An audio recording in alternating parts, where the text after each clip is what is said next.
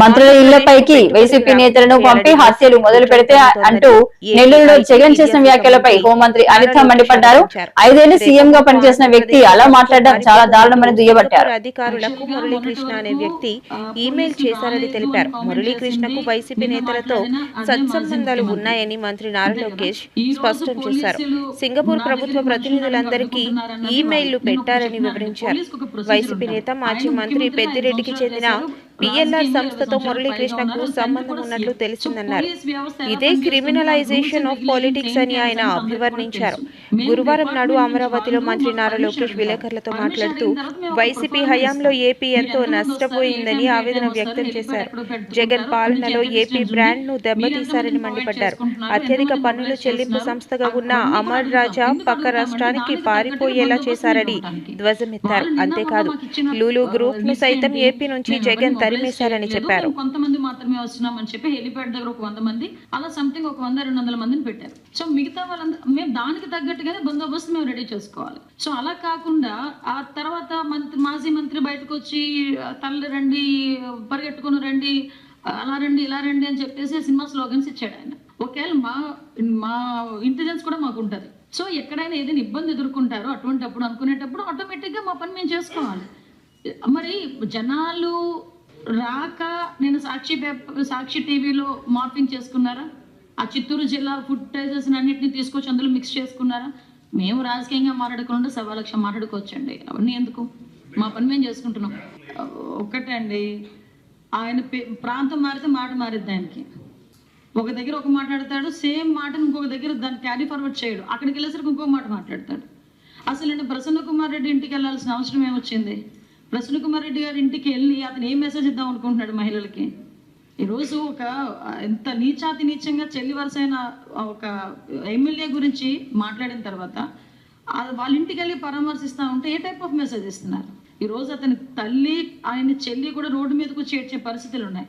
నిజంగా ఆయన ఇలాంటి యాత్రలు ఏమైనా చేయాలి, ఓదార్పు యాత్రలు చేయాలంటే ముందు షర్మిలా గారి ఇంటికి వెళ్ళి ఓదార్పు యాత్ర చేయమనండి. ముందు వాళ్ళ అమ్మగారి ఇంటి దగ్గరికి వెళ్ళి ఓదార్పు యాత్ర చేయమనండి. వాళ్ళ ఇంటికి వెళ్ళి చూడమనండి. తర్వాత మిగతావండి. వాళ్ళు రెచ్చగొట్టేటట్టు మాట్లాడుతున్నారు. మీకు అర్థం కావట్లేదు. మమ్మల్ని ఎంత రెచ్చగొడితే మేము దాని గురించి మాట్లాడుతున్నాం. శ్రీకాకుళం జిల్లా టెక్కల నియోజకవర్గం కోటబొమ్మాలి మండలం తులసిపేట గ్రామంలో మంత్రి కింజరాపు అచ్చెన్నాయుడు పర్యటన. గత ప్రభుత్వం తొలగించ వితంతు పింఛన్లు పండుగ వాతావరణంలో పంపిణీ. శ్రీకాకుళం జిల్లా టెక్కలి నియోజకవర్గం కోటబొమ్మాలి మండలం తులసిపేట గ్రామంలో మంత్రి కింజరాపు అచ్చెన్నాయుడు పర్యటన. గత ప్రభుత్వం తొలగించిన వితంతు పింఛన్లు పండుగ వాతావరణంలో పంపిణీ. రాష్ట్ర వ్యాప్తంగా 1.20 లక్షల పింఛన్లు గత ప్రభుత్వం తొలగించింది. వాటిని పునరుద్ధరించి రాష్ట్రంలో ఒక్కరోజే 1,09,000 మందికి పంపిణీ చేసిన ఘనత కూటమి ప్రభుత్వానిది. ఆగస్టు 15 నుంచి మహిళలకు ఉచిత బస్సు పథకం అమలు. రాష్ట్రంలో 47 లక్షల మంది రైతులకు రేపు శనివారం 3,200 కోట్ల రూపాయలు తొలి విడతగా రాష్ట్ర ప్రభుత్వం 5,000 రూపాయలు, కేంద్ర ప్రభుత్వం 7,000 రూపాయలు మొత్తం రైతు ఖాతాల్లో జమ చేయనున్నాం. బాబు షూరిటీ మోసం గ్యారంటీ అంటూ ఆలీబాబా 40 మంది దొంగలు గ్రామాల్లో తిరుగుతున్నారు. వారిని ప్రజలు నిలదీయాలి. పార్టీ ఉనికి కోసమే వైకాపా నాయకులు ఆరాటపడుతున్నారు. అసత్య ప్రసారాలు చేస్తున్నారు. వైకాపా జెండా పీకేయటం పక్క. రాష్ట్ర వ్యవసాయ శాఖ మంత్రి కింజరాపు అచ్చెన్నాయుడు ప్రజల సేవలో అనే కార్యక్రమాన్ని పెట్టి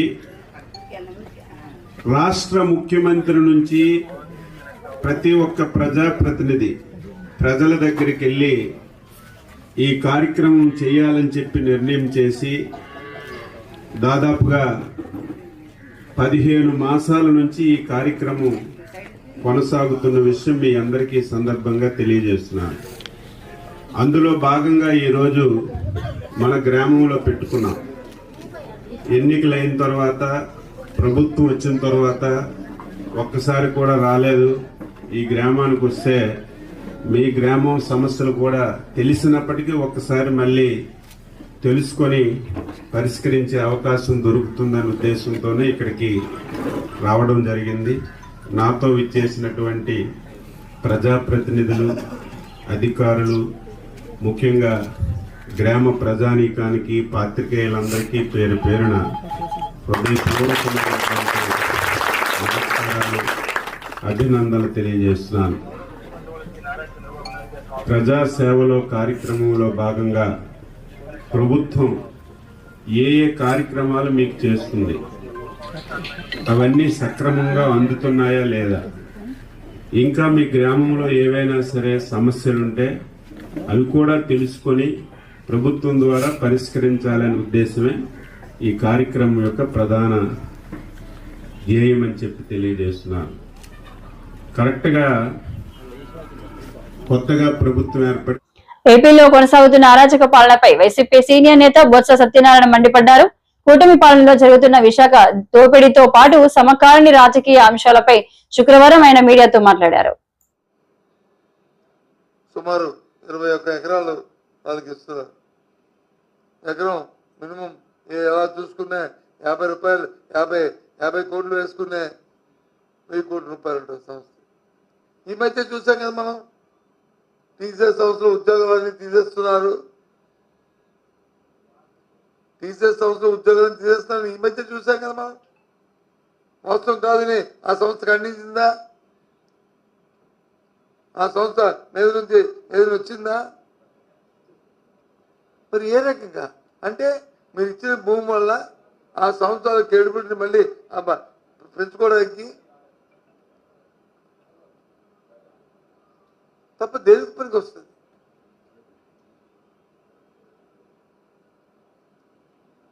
ఏం మాట్లాడుతున్నారు?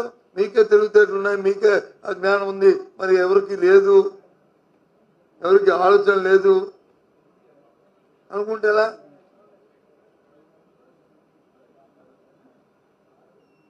ఇంతకుముందు వచ్చి అసలు డేటా సెంటరే లేదు ఇక్కడ. మొట్టమొదటి డేటా సెంటర్ తీసుకులేదు. ఇంతకుముందు మనం పెట్టాలి అదాని గ్రూప్కి వచ్చి డేటా సెంటర్ని ఇచ్చి వాళ్ళకి చేయలేదా? అసలు వైజాగ్లోనూ ఐటీ ప్రోత్సహించిందే మేము స్వర్గీయ రాజశేఖర్ గారు ఉన్నప్పుడు కాదా?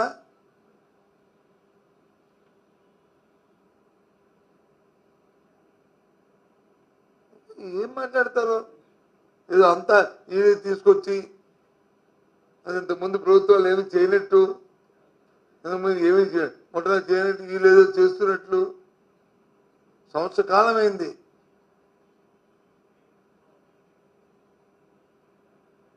నువ్వు ఇచ్చిన హామీలకి దిక్కులేదు. సూపర్ 6కే P4 అని పెట్టి ఉద్యోగస్తులు వచ్చి టీచర్లను వచ్చి అడాప్ట్ చేసుకోమంటారు, సెక్రటరీ ఎంప్లాయీస్ని అడాప్ట్ చేసుకోమంటారు, ఉద్యోగస్తులు అడాప్ట్ చేసుకోమంటారు. అసలు విధి విధానం ఏంటి? ఒక కుటుంబాన్ని బంగారు కుటుంబంగా తయారు చేద్దామనే ఒక కాన్సెప్ట్ ఇచ్చినప్పుడు మినిమం నీడ్స్ వాళ్ళకి ఏమి ఇవ్వాలి, మ్యాక్సిమం ఏమి ఇవ్వాలి, ఆ కుటుంబం దానికి ఆర్థిక పరిస్థితిని బట్టి మినిమం ఎంత సపోర్ట్ చేయాలి, ఆర్థికంగా కానీ కైండ్ కానీ క్యాష్ కానీ చేయాలి, మ్యాక్సిమం ఎంత చేయాలి అనేది ఒక కాన్సెప్ట్ ఇది ఉండాలి, ఒక డ్రాఫ్ట్ ఉండాలి కదా, అది చెప్పాలి కదా. నెలగా కుటుంబాన్ని ఆదుకోవడానికి 1000 రూపాయలు ఇవ్వాలా, 2000 ఇవ్వాలా, లేదా సంవత్సరానికి వచ్చి. జగన్ పై సర్వేపల్లి ఎమ్మెల్యే సోమిరెడ్డి చంద్రమోహన్ రెడ్డి ఆసక్తికర కామెంట్స్ చేశారు. మాజీ సీఎం జగన్ ఓ మంచి బాలుడు, గుణవంతుడు అని ఎద్దేవా చేశారు. జైల్లో ఉన్న కాకాని గోవర్ధన్ రెడ్డిని, మహిళా ఎమ్మెల్యేని విమర్శించిన ప్రసన్న కుమార్ రెడ్డిని జగన్ చాలాసేపు పలకరించారని విమర్శించారు. సరే, ఇక్కడ మహిళా ఎమ్మెల్యే మీద నోరు బారేసుకున్న, నీచంగా మాట్లాడిన ప్రసన్న కుమార్ రెడ్డిని చాలాసేపు పరామర్శించి వచ్చాడు. బయటికి రావటం, చంద్రబాబు నాయుడు గారిని, ప్రభుత్వాన్ని నోటికి వచ్చినట్టు మాట్లాడాడు. ఒక్కటి నిజం లేదు. ఆయన మెయిన్ గా ఏం మాట్లాడంటే, ఆయన వస్తుంటే, జనం వస్తుంటే ఆంక్షలు పెడుతున్నారంట. ఆంక్షలు పెట్టి కంప్లీట్ గా ఆపేస్తున్నారంట. నేనేమంటాను, నువ్వు పర్మిషన్ ఏం పెట్టుకున్నావు? ఆయన పరామర్శిస్తాను పోతానన్నావు. అంతమంది 100 మంది పోలీసులు పెట్టారు నీకోసం.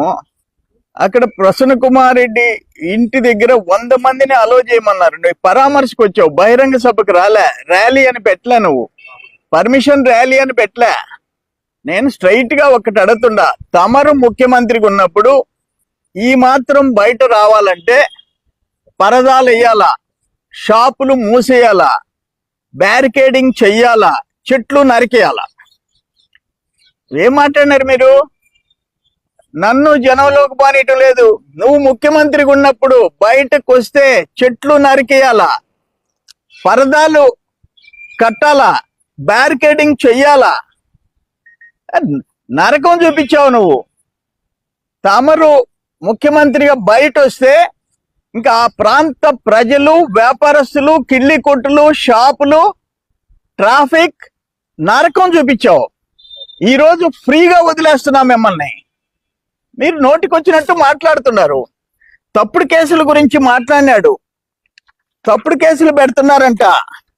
అయ్యా, తమరి టైంలో చంద్రబాబు నాయుడు గారు, కింజారపు అచ్చెన్నాయుడు గారు, కొల్లు రవీంద్ర, బీసీ జనార్దన్ రెడ్డి, ధూళిపాల నరేంద్ర, జేసీ ప్రభాకర్ రెడ్డి గారు, అస్మిత్ రెడ్డి, బీటెక్ రవీంద్రారెడ్డి, ఉక్కు ప్రవీణ్ కుమార్ రెడ్డి, చింతమనేని ప్రభాకర్, చెల్లా రామచంద్రారెడ్డి, ఓన్లీ మెయిన్ కొన్ని ఎగ్జాంపుల్ చెప్పా. ఆఫీసర్లు గురించి మాట్లాడావు. నీ వల్ల ఆనాడు శ్రీలక్ష్మి దగ్గర నుంచి, ధనంజయ రెడ్డి దగ్గర నుంచి, శ్యామలరావు దగ్గర నుంచి, పోలా భాస్కర్ రావు దగ్గర నుంచి ఐఏఎస్లు, ఐపీఎస్లు, పి సీతారామాంజనేయులు, కాంతి రాణా, విశాల్ గున్ని, ఆ గ్రేడ్ ఆఫీసర్ అంబేద్కర్ కోనసీమ జిల్లా మండపేట రాయవరం మండలం మాచవరంలో మైనర్ బాలికను గర్భవతిని చేసిన Margadarsi foundation school secretary Jayaraju arrest. Rayavaram మండలం మాచవరంలో మైనర్ బాలికను గర్భవతి చేసిన Margadarsi foundation school secretary Jayaraju arrest. నిందితుడిపై ఫోక్సో కేసు నమోదు చేసి రిమాండ్కు తరలించామన్న ట్రైనీ డీఎస్పీ ప్రదీప్తి. తల్లిదండ్రులు ఎప్పటికప్పుడు తమ పిల్లల మానసిక పరిస్థితిని గమనించారన్న ట్రైనీ డీఎస్పీ ప్రదీప్తి.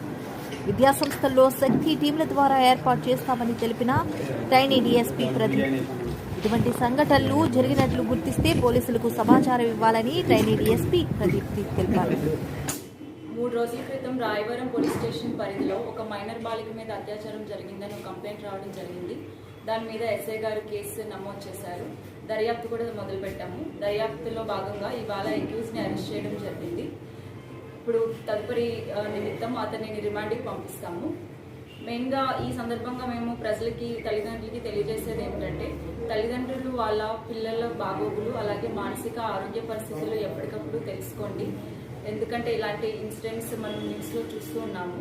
అలాగే మేము కూడా పోలీస్ డిపార్ట్మెంట్ తరఫు నుంచి స్కూల్స్లోను, కాలేజెస్లోను ఈ శక్తి టీమ్స్ ఫామ్ చేసి అలా శక్తి వారియర్స్ని పెట్టి ఈ వాళ్ళకి అవేర్నెస్ క్యాంపెయిన్స్ అన్నది పెట్టడం జరుగుతుంది. వాళ్ళతో మేము కూడా ఇంటరాక్ట్ అవుతున్నాము. కాకపోతే ప్రజలు కూడా ఇలాంటి ఇన్సిడెంట్స్ ఏమైనా వస్తే వెంటనే పోలీసులకి చెప్పి రిపోర్ట్ చేయండి. అది స్కూల్ అన్నది అది ఎడ్యుకేషన్ డిపార్ట్మెంట్ పరిధిలోకి వస్తుంది. వాళ్ళు చూసుకుంటారు. వైసీపీ అధినేత మాజీ సీఎం వైఎస్ జగన్మోహన్ రెడ్డి నెల్లూరు పర్యటనలో భాగంగా చేసిన వ్యాఖ్యలపై రూరల్ ఎమ్మెల్యే కోటమిరెడ్డి శ్రీధర్ రెడ్డి స్పందించారు. ఆయన విలేకరులతో మాట్లాడుతూ ముఖ్యమంత్రి నారా చంద్రబాబు నాయుడు తన బ్రాండ్ ఇమేజ్ తో ఏపీని ముందుకు తీసుకెళ్తున్నారన్నారు.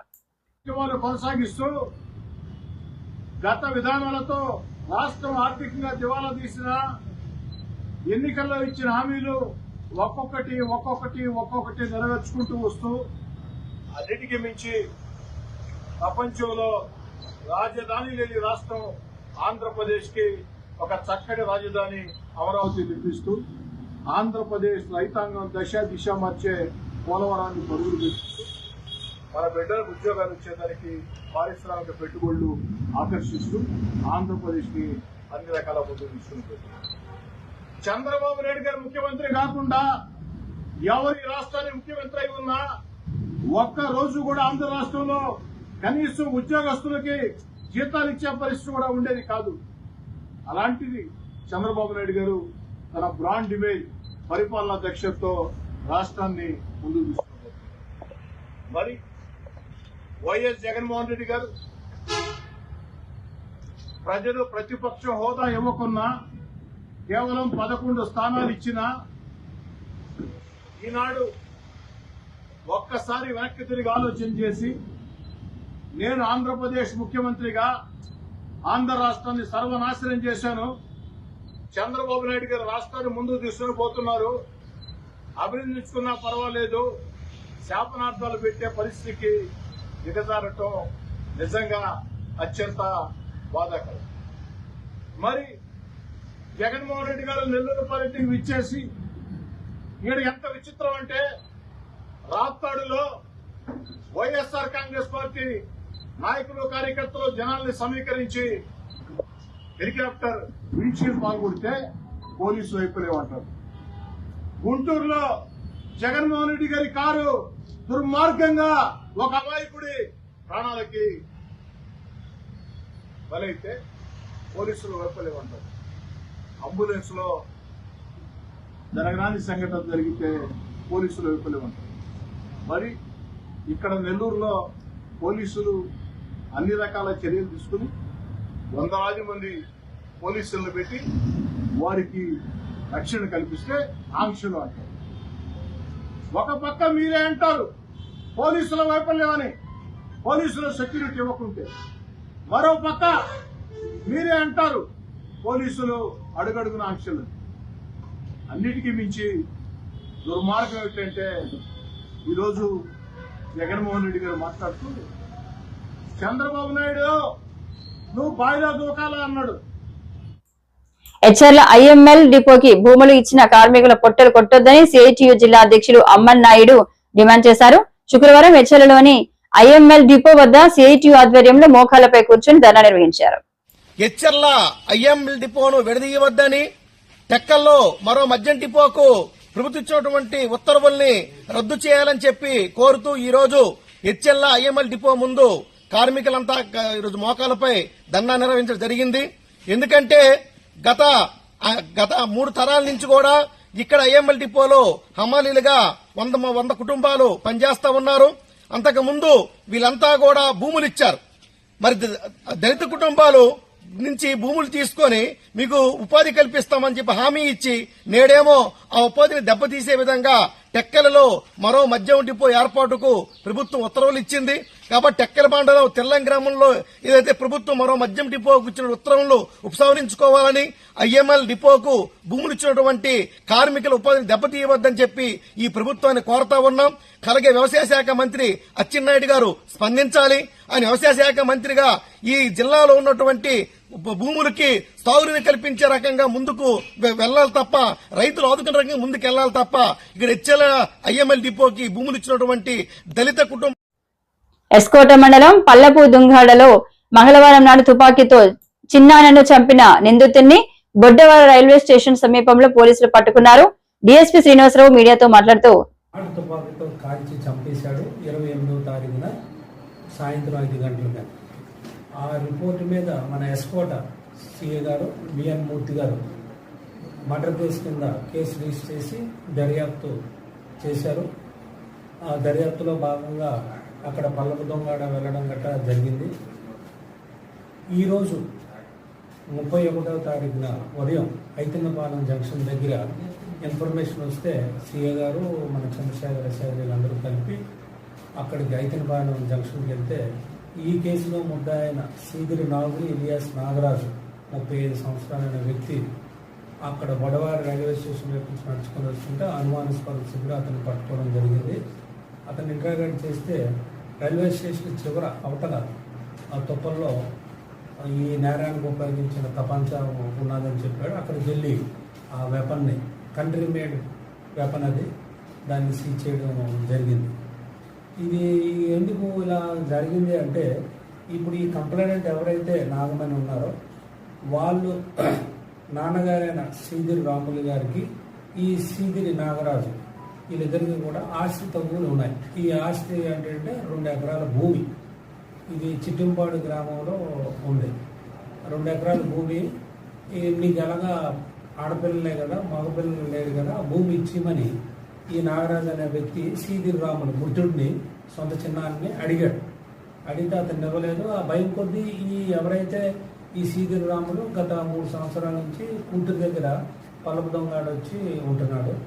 భూమి ఎన్నిసార్లు అడిగినా ఇవ్వట్లేదనే ఉద్దేశంతో, కోపంతో ప్లాన్ చేసి ఈ సీదిరి నాగరాజు అనే వ్యక్తి అతని దగ్గర ఉన్న నాటు తుపాకీతో తేదీ 28 సాయంత్రం పల్లెందొంగాడు పొలంలో ఇతను పొలం పనులు సీదిరి రాములు చేసుకుంటుండగా ఆ తుప్పల నుంచి కాల్చి చంపడం జరిగింది.